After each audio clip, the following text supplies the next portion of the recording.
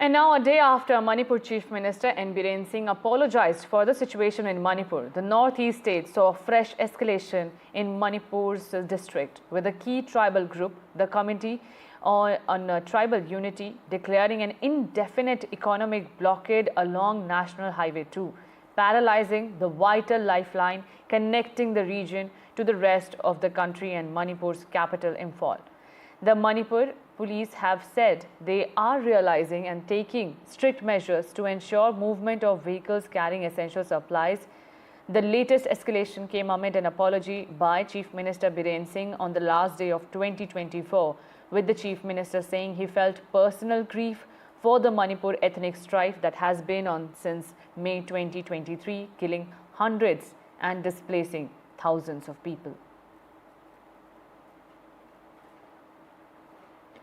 And my colleague Ratnadeep Chaudhary is joining me for more on this. Ratnadeep, first of all, a very happy new year, but not so in Manipur. But, it has not been even 24 hours since Manipur Chief Minister tendered an apology. We hoped that there will be de-escalations afterwards, but we are seeing something very different now. Indefinite strike has been announced. Tell us more about it.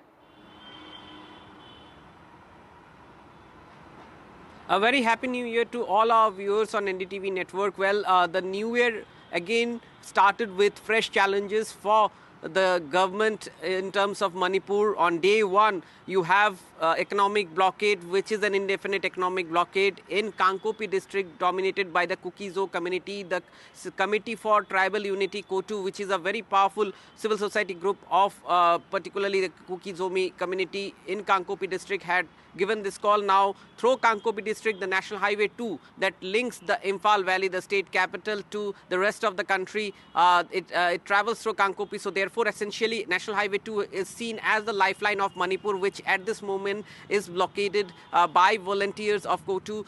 This after yesterday there was skirmishes between women protesters from the Kuki-Zo community and central security forces. When central security forces tried to disperse the protesting women, the police came on record to say that it had used minimal force, but the Committee for Tribal Unity, KOTU, has claimed that there was excessive use of force, and in fact tear gas shells were used against women, and some of the women received serious injuries, including one who has received serious injuries in her eyes. In fact, protests have been planned against that in New Delhi, even in New Delhi. But why the women were protesting was because since December 24, there have been intermittent firing in the border areas of the Imphal East and the Kankopi district. That resulted in injuries of 4 people, including a security force personnel, one video journalist who was there covering the firing that were taking place from December 24. And then in the past couple of days, there were operations launched by the central forces in the area